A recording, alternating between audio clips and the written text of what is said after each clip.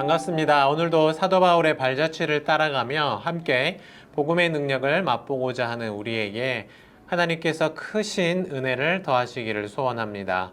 오늘 함께 나누실 말씀은 사도행전 14장 27절과 28절인데요. 화면을 보며 읽겠습니다. 그들이 이르러 교회를 모아 하나님이 함께 행하신 모든 일과 이방인들에게 믿음의 문을 여신 것을 보고하고 제자들과 함께 오래 있으니라. 아멘. 읽은 말씀을 따라서 하나님이 함께 행하신 모든 일이라는 제목으로 말씀을 나누기를 원합니다.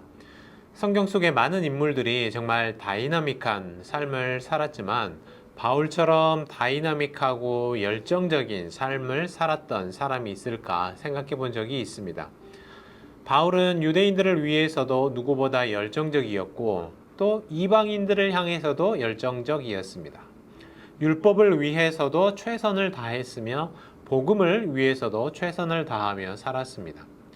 자기 민족을 위해서도 또 타민족을 위해서도 누구보다 뜨겁게 사랑한 사람이었습니다. 바울은 자신이 사랑하는 것을 위해서라면 자신의 생명까지도 내어놓고 헌신하는 사람이었죠. 정말 뜨겁게 사랑하고 뜨겁게 헌신하고 뜨겁게 복음을 전하는 그런 사람이었습니다. 오늘도 물론 우리가 다 읽지는 않았습니다만 19절에서 이 28절에 이르는 짧은 패러그래프 속에 담겨있는 이 바울의 뜨거운 삶을 엿보게 되는데요. 사실 오늘 말씀은 이 본문의 말씀처럼 단 몇 구절로 담아내기에는 정말 어마어마한 스토리가 담겨 있습니다. 사도 바울은 현재 루스드라라는 곳에서 복음을 전하고 있었는데요. 이곳에서 사람들에게 복음을 전하는 동안 나면서부터 걷지 못하고 평생 동안 걸어본 적이 없었던 사람을 고쳐주게 되는데요. 이것을 보고 사람들이 바나바를 제우스라고 추앙했고 바울은 주로 말을 많이 했기 때문에 헤르메스라고 하면서 자신들이 기다리던 신이 나타났다라고 환호하게 됩니다. 여기서 겸손한 바울은 자신의 의의를 전혀 드러내지 않고 오직 자신이 아니라 하나님께로 집중하기를 바라면서 더욱 힘써서 복음을 전하는데요. 이 와중에 복음 전파에 최선을 다하며 먼 타향에서 수고하던 바울과 바나바를 찾아 나선 사람들이 있었습니다. 바로 유대인들이었습니다. 이들은 예수라는 자를 증거하는 바울과 바나바를 두고 볼 수 없었습니다. 그래서 안디옥과 이고니온에서 바울을 찾아왔던 것인데요. 우리가 그냥 이 지명만 놓고 보면 어떤 곳인지 알 수 없지만 안디옥에서 지금 바울이 머물러 있는 이 루스드라까지 오는 길이 무려 105마일이 떨어져 있습니다. 또 이고니온에서 루스드라까지 왔다고 했는데 이곳이 27마일이 떨어진 곳입니다. 지금이야말로 교통수단이 발전을 했고 우리 텍사스의 하이웨이처럼 빨리 달릴 수 있다면 금방 갈 수 있는 거리지만 이곳을 가로막는 산맥 또 당시의 교통 상황 이런 걸 생각해 본다면 결코 가깝고 또 쉬운 길이 아니었다는 것이죠. 유대인들은 이처럼 열정적으로 바울을 잡아 죽이려는데 혈안이 되어 있었다는 것입니다. 그 먼 곳을 달려와서 바울을 죽이고 싶었을 만큼 그들의 가슴 속에는 분노로 가득 차 있었습니다. 유대인들의 바람잡이에 결국 루스드라 사람들도 동조하게 되었고 바울을 돌로 쳐서 반은 죽게 만들었습니다. 여기 보면 사람들이 성 밖으로 바울을 던졌다고 하거든요. 그런 걸 보면 바울이 진짜 죽은 것으로 생각했을 것입니다. 그런데 숨이 끊어졌던 이 바울을 지켜보는 다른 제자들 사이에서 하나님은 바울을 일어나게 하셨습니다. 다시 생명을 허락해 주신 것이죠. 죽음의 고비를 겨우 가까스로 넘기고 살아난 바울이었습니다. 이제 어떻게 해야 할까요? 멀리 도망쳐야 하지 않겠습니까? 아니면 세력을 모아서 유대인들을 공격하거나 루스드라 사람들에게 본때를 보여줘야 하지 않겠습니까? 그러나 바울은 그렇게 하지 않았습니다. 오히려 바울은 다시 그 성으로 들어갔습니다. 아마도 마무리하지 못한 일을 정리해야 했기 때문이겠죠. 나를 죽이려 했던 사람들을 다시 찾아가는 바울의 발걸음은 참으로 놀랍다는 말을 할 수밖에 없는 것 같습니다. 그런데요, 여기서 그치지 않고 바울은 쉬지도 않았습니다. 이튿날이 되니까 적당히 몸도 챙기고 돌보고 회복하기는커녕 바나바와 함께 또 다른 선교지로 향하고 있죠. 더베라는 도시인데요. 이곳은 한 60마일이 떨어져 있는 곳입니다. 성치 않은 몸으로 이 먼 길을 또 다시 복음을 들고 달려갔습니다.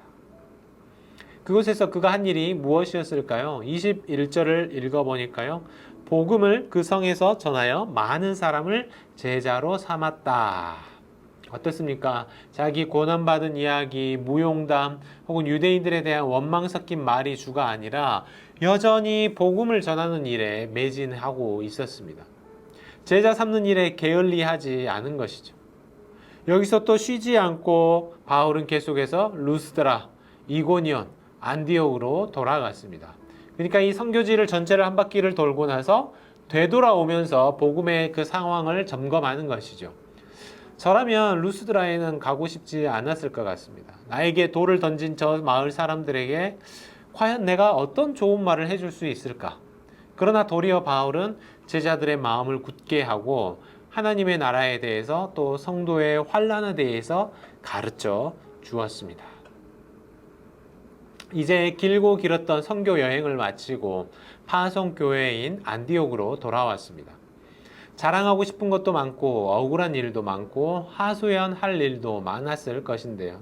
그런데요, 안디옥 교회에서 바울과 바나바가 한 이야기가 무엇인지 보니까요.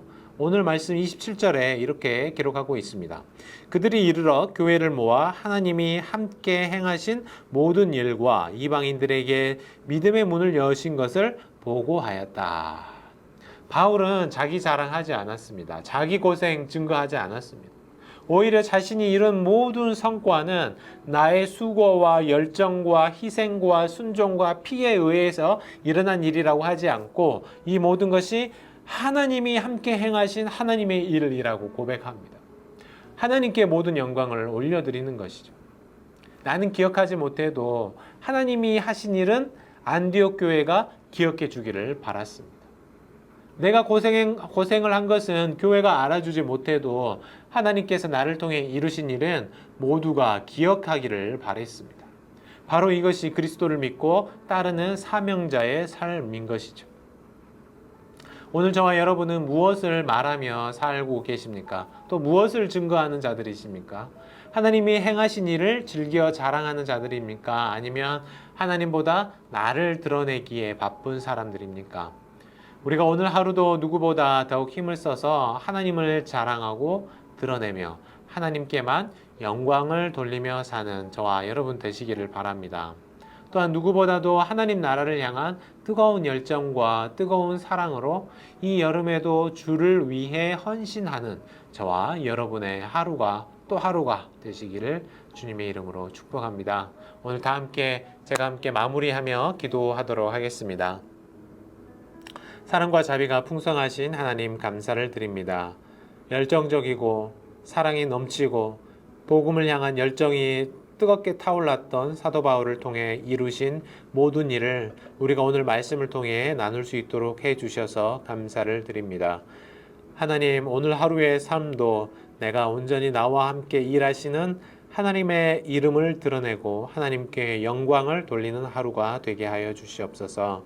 또한 우리 교회를 위해 기도합니다. 건축을 위해 여러 가지로 우리가 넘고 또 해결해야 할 많은 과제들이 있습니다. 이곳까지 또 여기까지 지켜주신 하나님의 은혜를 생각하며 또 이 건물을 매매하는 과정에 있어서 클로징하는 모든 단계까지 하나님께서 눈동자같이 지켜주시고 앞으로의 모든 과정을 함께하여 주시옵소서. 오늘 하루도 우리에게 힘과 능력을 더하실 것을 믿사오며 이 모든 말씀을 우리 주 예수 그리스도의 이름으로 간절히 기도하옵나이다. 아멘.